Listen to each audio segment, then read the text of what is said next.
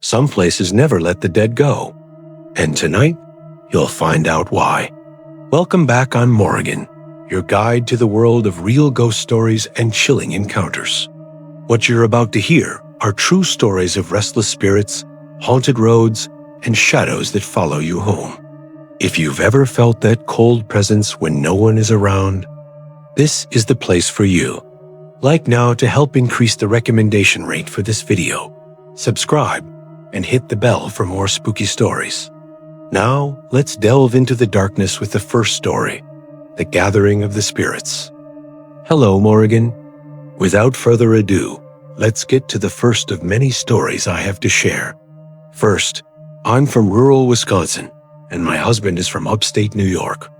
When we got married, we decided to stay in Wisconsin for work, but we visited his family in New York whenever we could. To get there are two routes, one faster, but with heavy truck traffic, and another a little longer, but calmer and with fewer vehicles and trucks. We usually take the latter, as my husband prefers to drive during the day, not in a rush. The drive is long, passing through small towns, with the road almost entirely surrounded by woods, cows, farms, fields, and every now and then I saw a cross on the side of the road. I tried to focus on the scenery and talk to my husband to ignore this part. We had made this drive countless times that year. Then, one day, my father-in-law called to say that my husband's grandmother had had a bad fall at home and was in the hospital. My husband was devastated. She'd basically raised him, so he wanted to see her as soon as possible. It was already past 3 p.m., and even though we'd packed quickly, we knew it would be dark before we arrived. We hurried out and hit the road. As expected, after we'd covered most of the way, darkness fell quickly, transforming this vibrant, nature-filled road into something eerie. It's dimly lit and much more deserted at night. Occasionally, you'd spot the headlights of a car in the distance, but otherwise, everything was dark and silent. We passed through one of those small towns, and soon after, we saw woods and more woods for miles. My husband turned a corner, and ahead, something seemed to be at the side of the road. We couldn't make it out at first because it was far away, but as we got closer, it turned out to be people about 5 or 6. They were all dressed in white, sitting in a circle on a narrow, grassy shoulder. As we approached, they suddenly stood up, as if coming out of a trance, and bolted across the road to the other side. We slowed down abruptly when we spotted them. We watched them run and disappear. Here is the scary part. I remembered there was nothing there, just a huge cliff separated by a fence. Jumping that? Certain death, no doubt. My husband didn't hesitate. He floored it to get away quickly. We drove the rest of the way in complete silence, too scared to even look around. At every turn, we waited in anticipation of seeing it again, and finally, we reached our destination. We made it through it all. The next day, we visited his grandmother, who was thankfully getting better, and only then, calmer, did we talk about it. My husband insisted that, on the way back, we should check out that place. Maybe it was a community group or something. I thought, no, let's skip that. But curiosity got the better of me. We stayed 2 more days in New York, but even though she hadn't been discharged yet, work called us home. On the way back, approaching that area, yes, nothing but what I described. Woods on both sides and that huge slope where they ran. My husband got out to look. I stayed glued to the seat, praying, and nothing, absolutely nothing. He got back in the car and said it was something spiritual because there was no way those people could run in that place. We continued on our way, and a few meters ahead, I spotted what I think explains it all, a row of 5 crosses. I asked him to slow down. I didn't dare get out of the car. They were almost overgrown.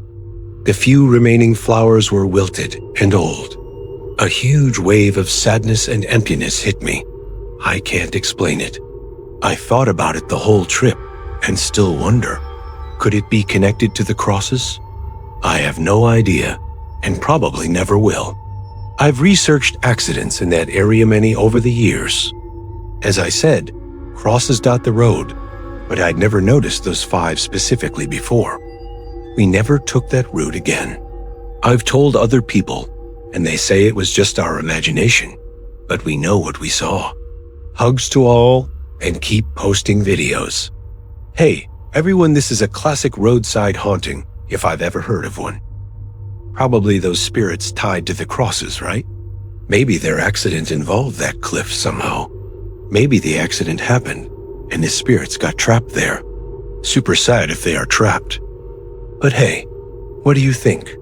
Was it ghosts or something else? Comment below, let's discuss and keep the conversation going. Let's move on to our next chilling story. The spirit of my friend who came home with me. Hi, Morrigan. It's a pleasure writing for you and your followers. I'm new here, and I love how you tell these stories. I watch all your videos, and I always share them with my friends. Let's go. I changed the names in the story to avoid any problems. My name is Theodora, and I finally mustered the courage to share something incredibly terrifying that happened to me. In 2021, my friend Leo walked into the hospital on a Saturday and left in a coffin on Sunday. It was that simple, Morrigan, very fast. He had heart problems, high blood pressure, and shortness of breath. A sudden, very sad death. A young man of only 29, loved by everyone. At the time, Leo was dating my friend Molly, and when I found out, I went to her house to support her. His mother, father, and siblings, they were devastated. I've always been very sensitive, you know. The wake was no different. I was one of the first to arrive at the funeral home when his body arrived. Immediately, I felt chills all over my body. When they opened the casket, I sat a few feet away, near the family and Molly, but I couldn't get any closer. Minutes passed, and I started to feel awful. I felt nauseous, as if someone were twisting my stomach with their hand. A sudden headache, dizziness, and I couldn't breathe as if someone had a hand on my throat. Note, these are my usual symptoms in hospitals. It's how spirits try to communicate with me. I'm used to it, but since he was my friend, I felt a little panicked, although it wasn't real fear, just discomfort. It felt like Leo was screaming in my head, trying to make me hear him, get my attention. His presence was strong, real. I needed to leave. I couldn't stay another second in the chapel. I went outside, prayed in Our Father with deep faith, and the feeling slowly faded. I didn't wait for the funeral. I rushed home. I needed a shower and rest to calm down and forget that horrible day. But at home, the supernatural really hit me. I closed my eyes to rest and felt the heavy breathing on my face. I opened my eyes, nothing visible. I felt Leo's strong presence in every room. He was undoubtedly trying to speak, but I couldn't understand, which made me terribly ill. I tried to sleep, but I woke up all night feeling him moving around the house. I heard footsteps, felt the presence, you know. It was like that all night. I was going crazy, sleepless, feeling the spirit of my recently deceased friend. Horrible, but I needed to help him somehow. At dawn, I searched for prayers on YouTube to say, with faith and persistence, I managed to make him understand that I was grieving, but that he was on another plane, following the light that awaited him. Only then did I find peace, after literally talking to Leo's spirit, praying for him, helping him see that he needed to move on. There was no more earthly path since he passed. After that, I started attending a spiritualist center, and I feel great, the happiest decision ever. I know Leo is at peace and happy. He always deserved good things, even after death. I have more stories. I'll send them little by little. Thank you for the incredible channel.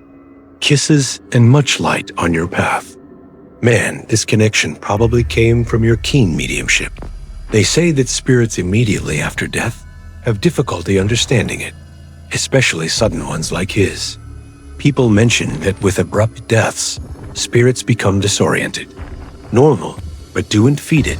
You did the right thing by guiding him to the light with conversations and prayers. That's how obsessive spirits are formed, you know?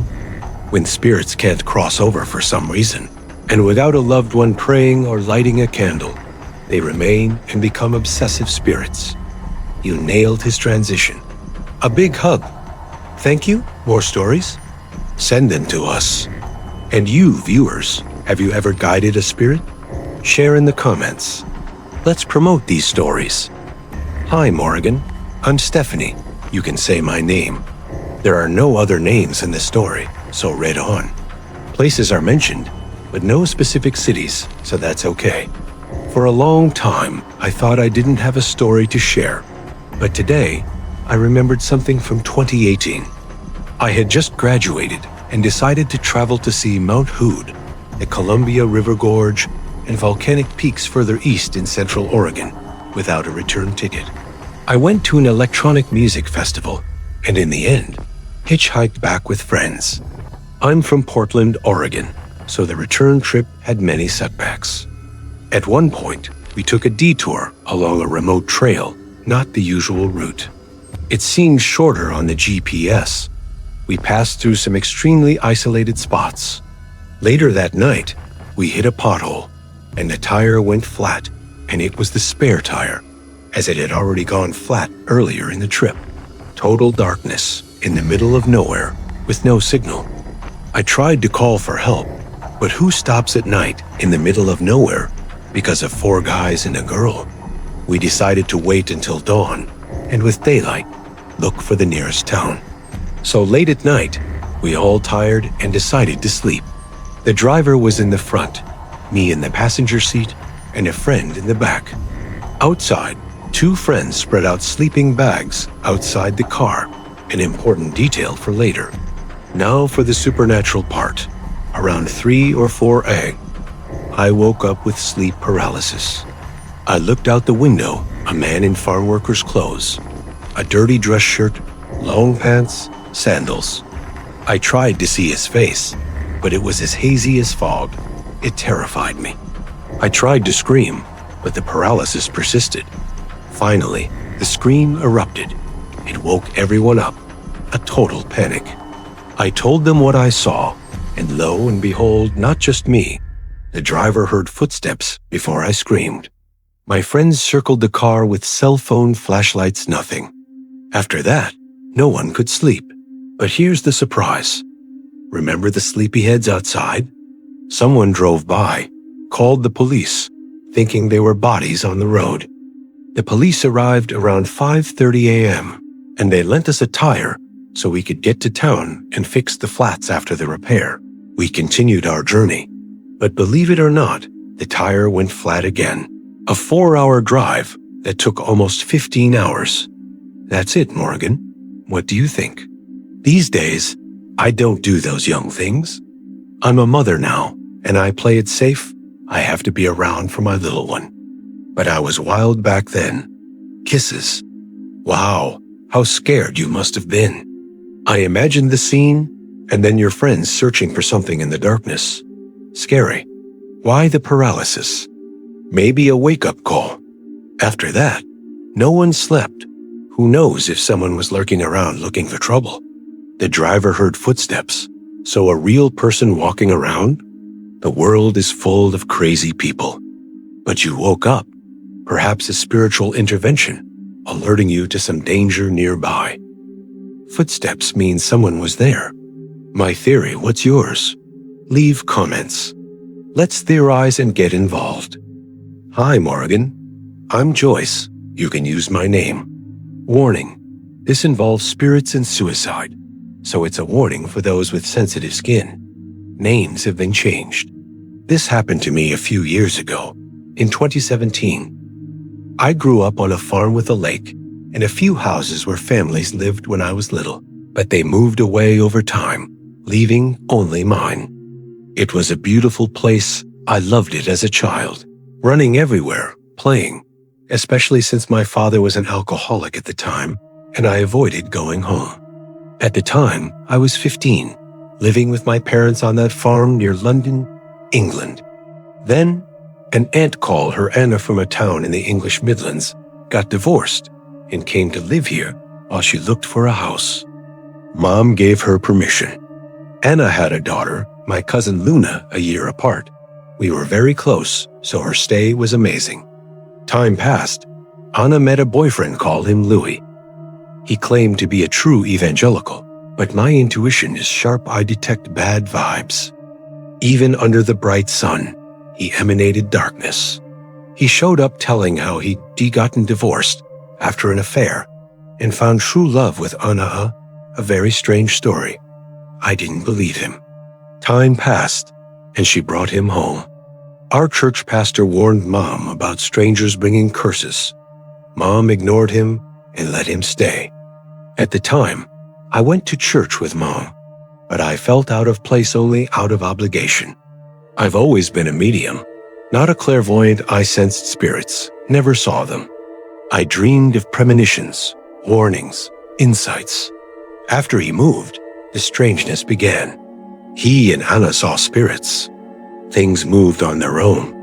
Being an evangelical, he would yell, "Get out of here." Randomly, it scared me at the time, but I've never been afraid of spirits.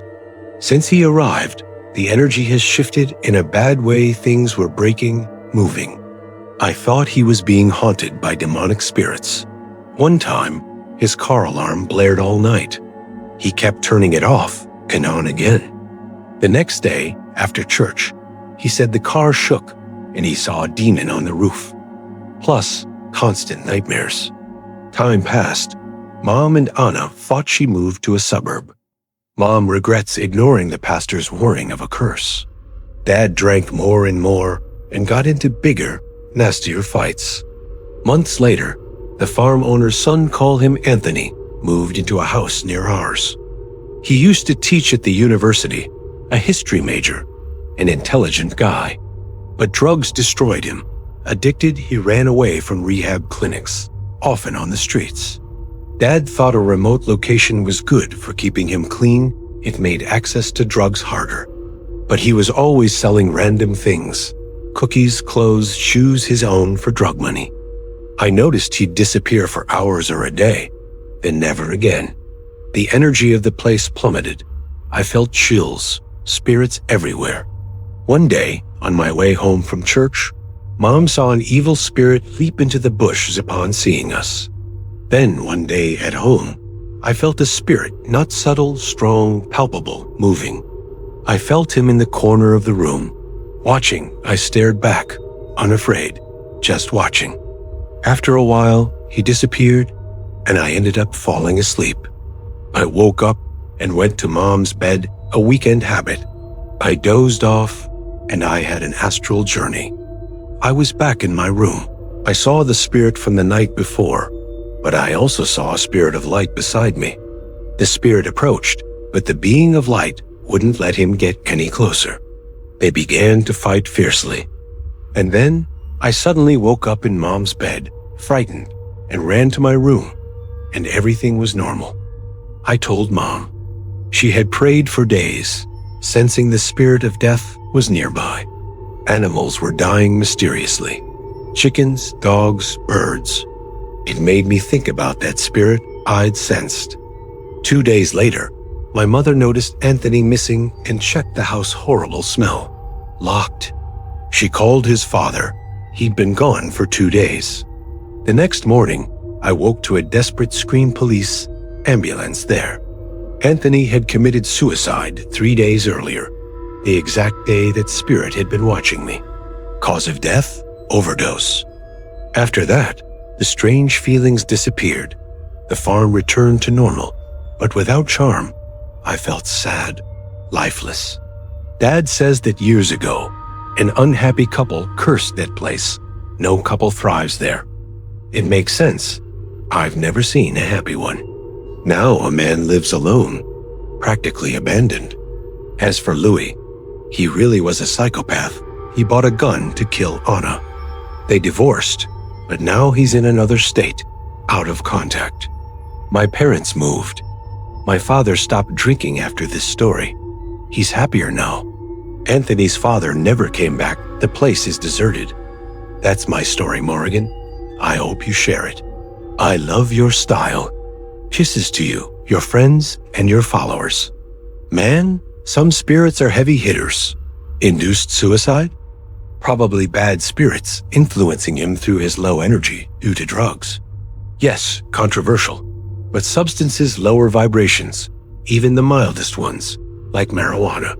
The entities in spiritual centers don't like them. They ban users because they open doors for evil spirits to enter and obsess people with low vibrations. There's also the matter of the curse that couple placed on the place. But I'm glad you escaped unharmed. My father recovered. Sad for the guy. Hugs. Viewers, what are your thoughts on the link between drugs and alcohol? Let's discuss it respectfully. Hi, Morrigan. Don't reveal my name. I changed the others too, so it's okay to say. This happened to my great-uncle, my grandmother's brother, 13 years ago, when I was 3 or 4. It started with Uncle Paul meeting an explosive and aggressive woman. They were together for a long time. Even my great-grandmother was alive. She beat him frequently, very jealously, but not in front of her great-grandmother. When she did, her great-grandmother would scold her and tell him, "Separate yourself or go live somewhere else." I didn't raise a son to hit or be beaten by someone else. They passed away, having a daughter years later. Years later, she got cancer my mother forgets where.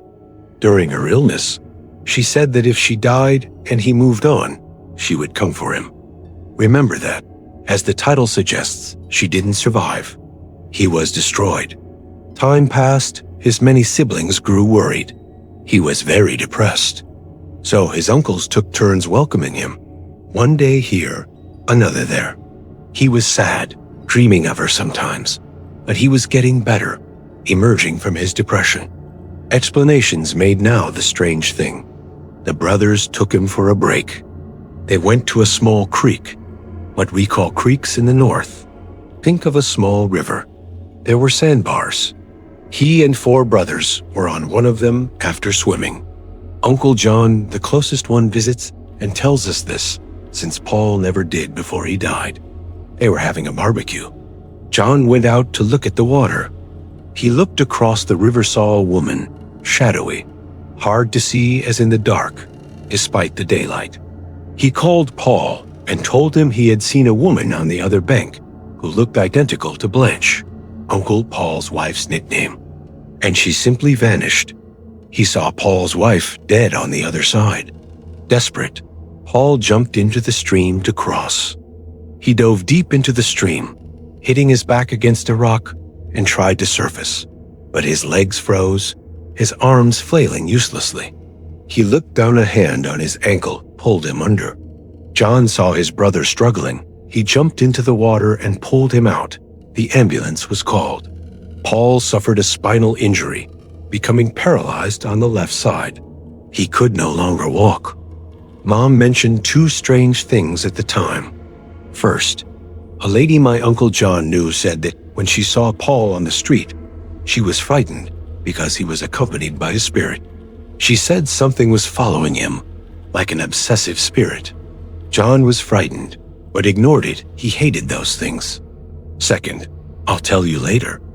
Paul, already in this state, visited his brothers, talked, laughed, but clearly. He hated being alone or in the dark. He never said if he saw things, but the family thought so. Grandpa loved Uncle Paul's fun-loving vibe and always welcomed him warmly. We respected him. They never left him alone. Mom says that when they couldn't be with him, I would volunteer and sing songs to him. He would cry and he would help me sing. I was 4 years old. One time he visited his wife's sister Petra. She made up a room for him to spend the night. He begged her not to leave him alone or in the dark. She said it was all in his head and that nothing would happen. She tidied the room, turned out the light, but left the door open for his comfort.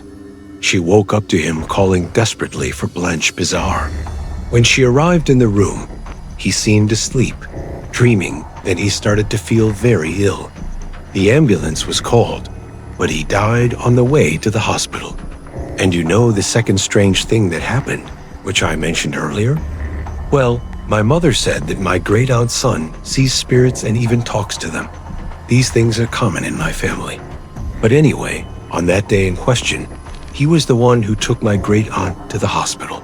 And he told my family after seeing Paul and Blanche on the waiting bench. He was holding his head, crying, and she was there comforting him. Since he wasn't used to it at the time, and also didn't really like these things, he just walked away because he was too scared. Well, it wasn't exactly scary, but it's a famous story in my family. I hope you enjoy it. Wow, that's quite a story. She said it wasn't scary.